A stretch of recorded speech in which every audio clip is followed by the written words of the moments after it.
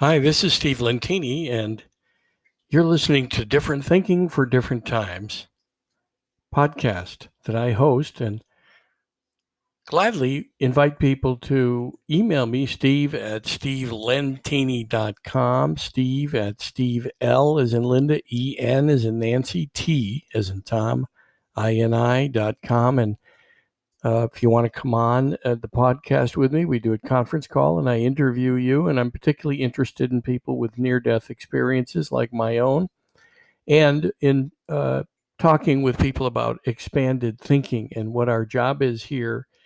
In my view, since my near death experience, is to overcome the acorn brain, what I call small minded, limited thinking. And our invitation here is to expand our thinking into limitless thinking and become one with the infinite, right? Infinite thinking. And that's where I was on November 18th, 2002. 5 days earlier, I was doing a seminar. I never had any symptoms. I was perfectly healthy. And one second I was fine. The next second, I needed an ambulance. And, I was grateful, even laying on the couch waiting for the EMTs, because I had been studying the power of gratitude. But little did I know about the journey that I was going to take. So 5 days later in intensive care, still really had no awareness that I might die because I was very ill. My pancreas had exploded. It turns out later I found that I had a blockage in my pancreas, and it bled. All the digestive enzymes bled into my body cavity, and it's called acute necrotizing pancreatitis, of which, if you look it up, most people die from it. At the time, now this was it'll be 18 years ago, November. At the time, there was, I think, 30,000 people a year that got it, and 200 survived or something like that. It wasn't many. Thankfully, they've gotten better since then, and I, of course, survived. Obviously, here I am still with you, getting to talk about the experience I had on November 18th. So on November 18th, I had two friends visiting me. I was in and out of consciousness. I would see them, and then I would be in a sleep state or a coma state. But then there was a moment I was with them, and the next moment, like in the blink of an eye, I was somewhere else. It's a place, and I had no body. And immediately I had a knowing that I was one with everything and nothing. It's so fascinating because it's way beyond anything from Earth, right? Nothing from here was there. None of my acorn brain judgments, no thoughts about me as a body, and no typical thoughts that I have as a person even today, right? My acorn brain tries to make me more than some and less than others. And of course, anger and bitterness and sadness and even joy and happiness, it's not the way we experience it.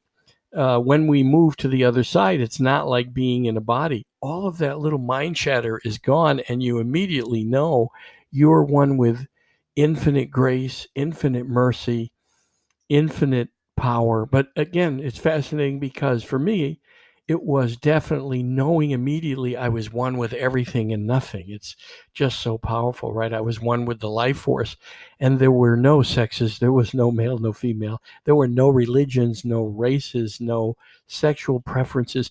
All the little petty things that we make ourselves better than someone, or we get angry because they don't think like we do. There was certainly no politics. We don't have to look far today to see how small-minded people can get. And especially today, there's one group of people who wants the other group of people to think the same way, and vice versa. Everybody seems to either have a black or white position, or gray position is considered. You better choose one side or the other. A gray position isn't popular, and you can either be on the right or the left. But it seems like one side is always making the other wrong, and it's very small-minded, right? To want people to think like we do, and we can only control ourselves.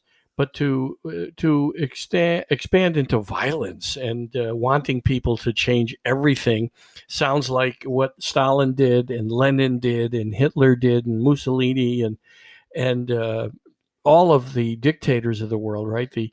When someone disagrees with them, they they want to stamp it out. They gather their opponents and put them in jail, or you never even hear from them, especially in these dictators and socialist countries and communist countries. I mean, just look at Hong Kong today. But again, see, our job is to overcome all this small-minded thinking, and if we have an opinion, to speak up and to negotiate, right? To use our power to move people and be willing to meet in the middle. I think that's do we want to see a bridge or a bay? And a bridge is much better, right? We can meet halfway and come up with a compromise. And even in our own politics, I think it started many years ago, maybe 15, 20 years ago, maybe longer, but the partisanship of pointing fingers at each side. I tell you the truth, today I'm an independent. I don't know what the truth is. I don't believe either side, and it's really sad because they just stand up to get reelected. I mean, for me personally, I think we need term limits, and I think we need more everyday people to step up and get involved in government and not have the term career politician. But that's my own personal thinking. In general, though, I also have the gift of getting a second chance at life. So, for 1 second in intensive care, the next second I'm one with everything and nothing, and the next there was a life review, and only the good I had done, only the lives I had touched. And think about how you feel when you do good. You feel great, and well, somehow that's etched onto the fabric of time. That's what counts here. We're here to do good and leave everything and everyone a little better than we find them. And that takes expanded, limitless possibility thinking.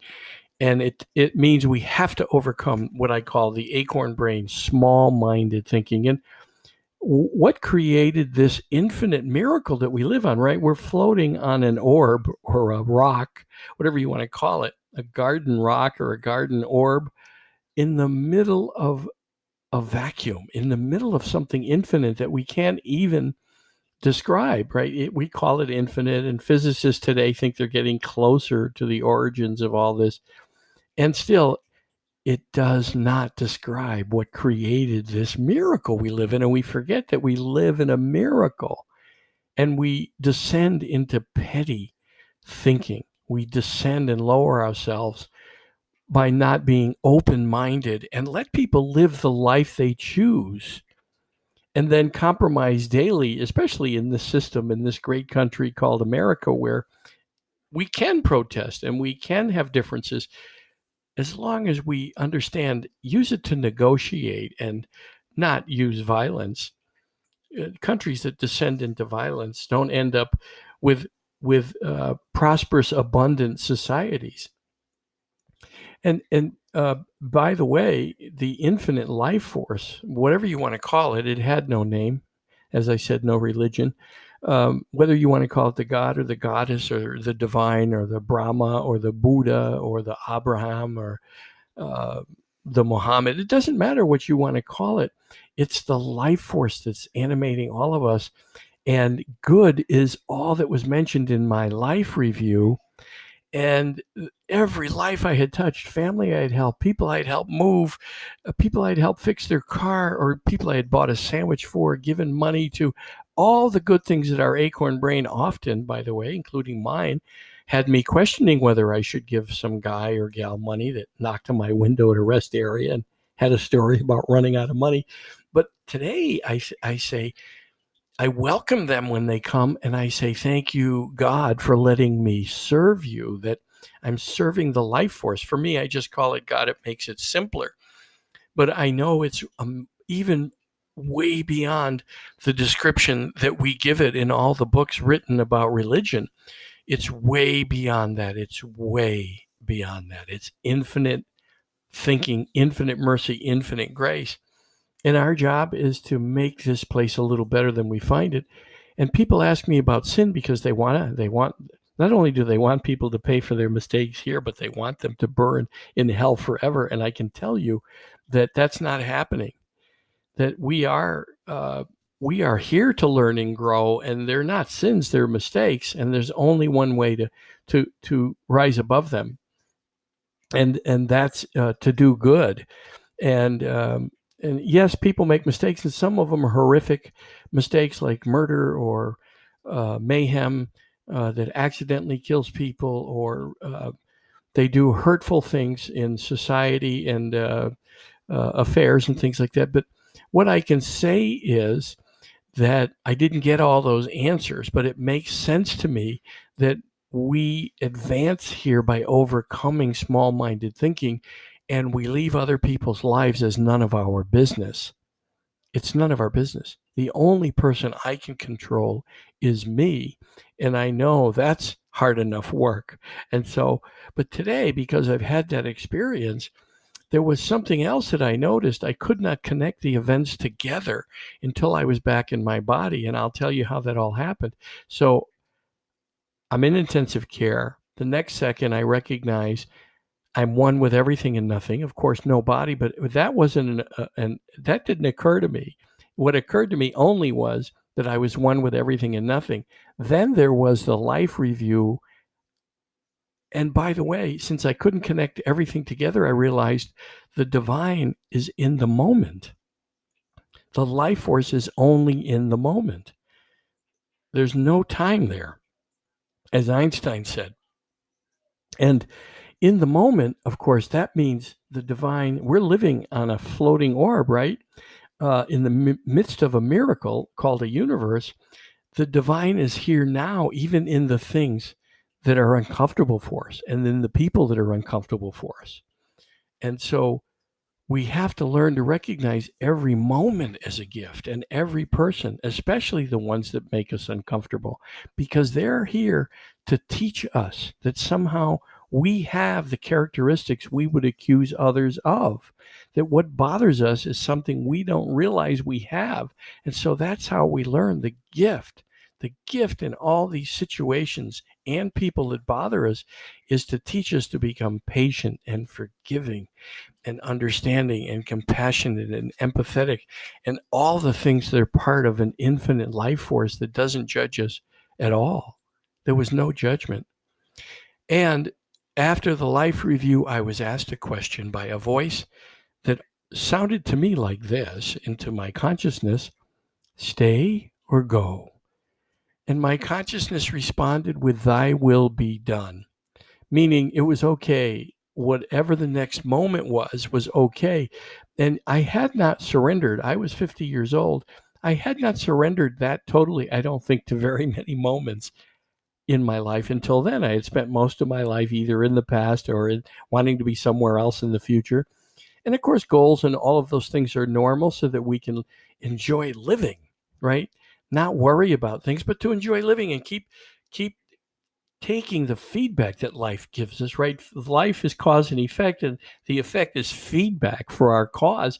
And we take that information if we're smart, and we learn and grow because we adapt, we change.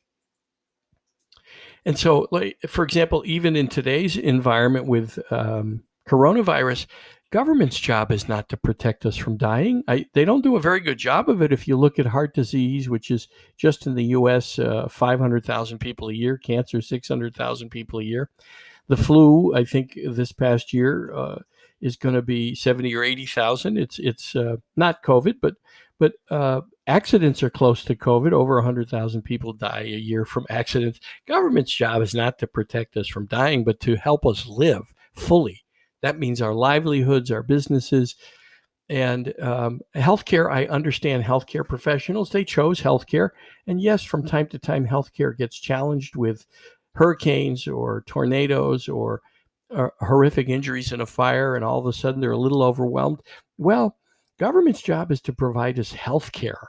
And they did. They made, I don't know how many beds in Chicago, over 1,000 beds, and which were very much never utilized. And here in New York City, where I am, there was 1,800 beds in the Javits Center and another 1,000 beds in the Ship, which were never used. I mean, the 40 of the 1,000 beds in the ship, and the highest in the Javits Center was 93.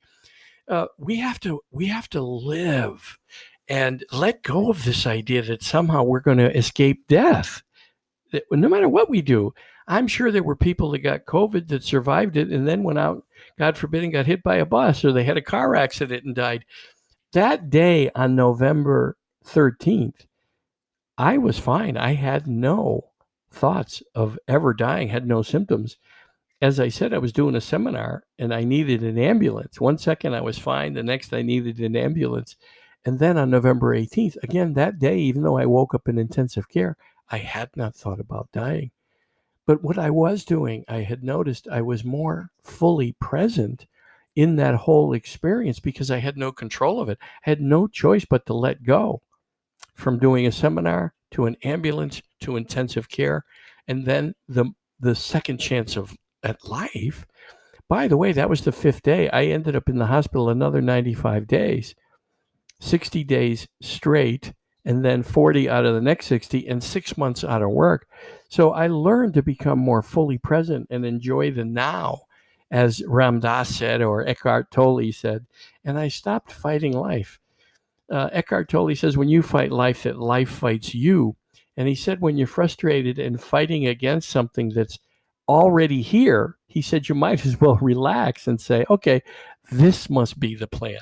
If something shows up and it's bothering you, surrender to it. Surrender to it. Because, by the way, it's a divine nudge. It's a divine guidance. And it might be something pleasant and enjoyable and something you love. And it might not be something that you enjoy and something that you love. But we're here to go through the journey. No one is escaping this journey called life unscathed. And that to the idea that we'll live safe and escape death is actually ridiculous, because it shouldn't be called death. It should be called what's next. That's what I experienced. And it was an amazing gift to have this opportunity to tell the story here and remind people that that acorn brain, that limited thought, anything that's small-minded, that wants to make you right or make others wrong, or some race is wrong, or someone's choice for sexual preference is wrong, or their political party or their views, none of that is where we come from. We come from limitless, expansive thinking, and it's truly amazing. And you'll find out for yourself someday, and I hope it's not tonight or the next second. I wish you a wonderful and marvelous and blessed journey. And just know you're in the midst of a blessed journey. We're surrounded by the divine. And that's an amazing thing that you'll discover for yourself. But if you do start to surrender to the moment fully, you'll find that it's here now. Okay, any questions? You ever want to join me on the podcast? Steve at stevelentini.com. Steve at stevelentini.com. Have a great few weeks. Talk to you in a couple of weeks.